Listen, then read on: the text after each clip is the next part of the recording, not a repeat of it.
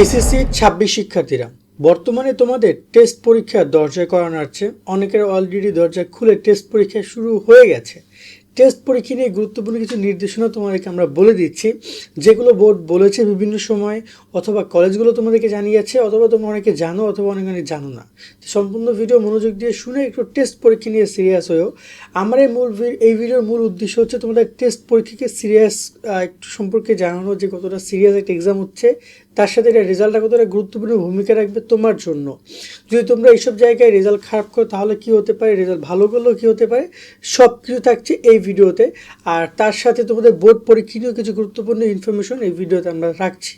তো চলো আমরা শুরু করি। যারা এখন আমাদের এই চ্যানেল সাবস্ক্রাইব এবং ফলো করো নাই, তারা আমাদের চ্যানেল সাবস্ক্রাইব ফলো করে আমাদের সাথে যুক্ত থাকো ফেসবুক পেজে। সো প্রথমেই কথা বলি টেস্ট পরীক্ষা নিয়ে। দেখো, টেস্ট পরীক্ষাটা তোমাদের জন্য খুবই গুরুত্বপূর্ণ, কারণ এর আগে টেস্ট পরীক্ষা, প্রি টেস্ট পরীক্ষা যেটা নিয়েছে সেটা কলেজ তাদের নিজস্ব সিলেবাসে নিয়েছে, বাট এই টেস্ট পরীক্ষা নিচ্ছে একদম বোর্ডের পূর্ণাঙ্গ সিলেবাসে, মানে পুরো বইয়ের উপরে পরীক্ষাটা হচ্ছে। তাই তুমি নিজে কতটা প্রস্তুত সেটা কিন্তু এই টেস্ট পরীক্ষার মধ্যে তোমার নিজেকে যাচাই বাছাই করে নিতে হবে। প্রথমত এই বিষয়টা। দ্বিতীয়ত হচ্ছে প্রশ্ন টেস্ট পরীক্ষার প্রশ্ন বানানো হবে একদম স্ট্যান্ডার্ড ফরম্যাট অনুযায়ী। বিভিন্ন কলেজকে সেভাবে নির্দেশনা দেওয়া আছে। স্বাভাবিকভাবে যদি বলা যায় যে তোমাদের পরীক্ষার প্রশ্ন বোর্ড থেকে কখনোই দেয় না, এটা কলেজকে বলা হয়, কলেজ নিজস্বভাবে তৈরি করে, অথবা কোনো একটা সোর্সের মাধ্যমে আনে, অথবা অনেকগুলো কলেজ একত্রিত হয়ে দেন এই কোশ্চেনগুলো করে।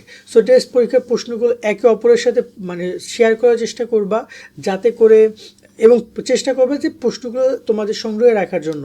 বিশেষ করে বাংলা, ইংরেজি, আইসিটি, এই যে কোশ্চেনগুলো আছে, কোথায় থেকে এসেছে, কোন টপিকগুলো থেকে কোশ্চেন এসেছে, সেগুলো দেখা ট্রাই করবে, যেহেতু তুমি পারো কি না পারলে সেটা মাথায় রাখবে যে এগুলো একটু পড়া দরকার, কারণ এগুলো বিভিন্ন কলেজে এসেছে। এই বিষয়টার প্রতিও তোমরা খেয়াল রাখবা। এবার যদি কথা বলি টেস্ট পরীক্ষার ফেল করা নিয়ে, নির্দেশনার ক্ষেত্রে বলা হয়েছে টেস্ট পরীক্ষায় যদি কেউ উত্তীর্ণ হতে না পারো তাহলে তোমরা কেউ ফর্ম ফিল আপ করতে পারবে না। এটা হচ্ছে বোর্ডের নির্দেশনা। এখন কলেজগুলো এই নির্দেশনায় আমল করবে, ম্যাক্সিমাম কলেজ এই নির্দেশনা মেনে চলবে। সো অনেক যারা টেস্ট পরীক্ষা ফেল করবা তারা বোর্ড পরীক্ষা দিতে পারবে না, এক প্রকার শিওর থাকো।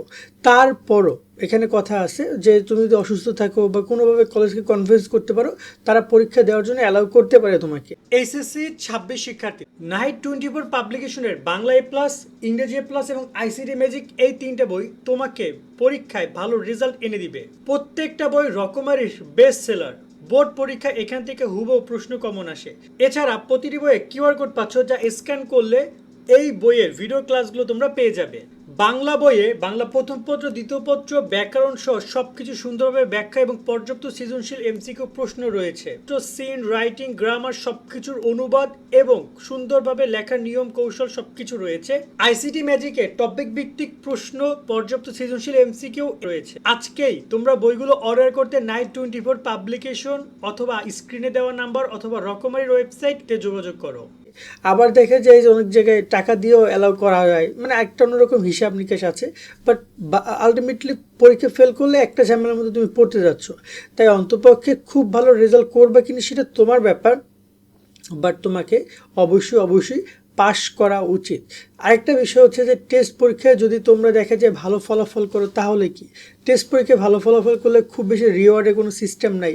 মনে রাখবা, আমি যখন দেখেছি অনেকেই দেখা যায় টেস্টে পুরো ফাটাই দেয়, টেস্টে এ প্লাস পায়, কিন্তু বোর্ড পরীক্ষা গিয়ে দেখে এ মাইনাসও আসে না।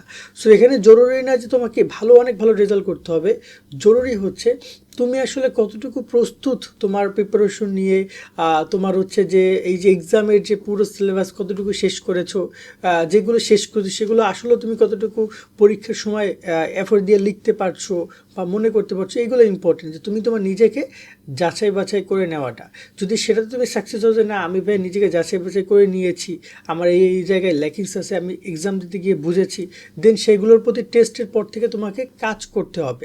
সো টেস্ট পরীক্ষা এই বিষয়গুলো খেয়াল রাখবা। প্রত্যেকটা পরীক্ষা দিয়ে এসে কোথায় ভুল হচ্ছে একটা জায়গায় নোট করে রাখো, দেন এক্সামের শেষে সেগুলো নিয়ে বসে তোমাকে সেগুলো সলভ করতে হবে।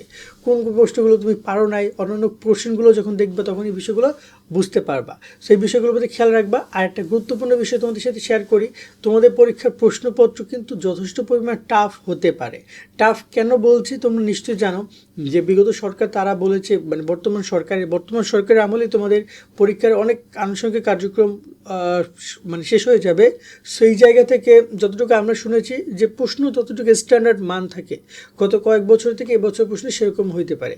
সো তোমরা ট্রাই করে একটু ভালোভাবে পড়ার জন্য, বিশেষ করে প্লিজ ভাইয়া বেসিকটা বোঝার ট্রাই করবা।